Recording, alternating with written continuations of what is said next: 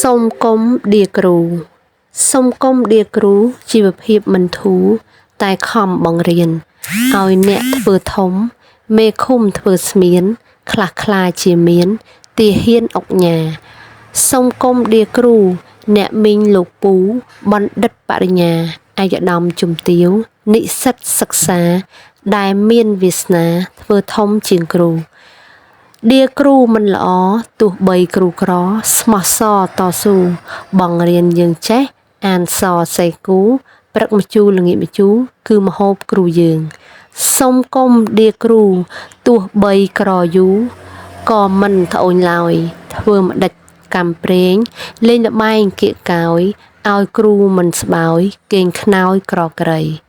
សូមកុំដៀគ្រូជីវិតដូចលូគេកប់ក្នុងដី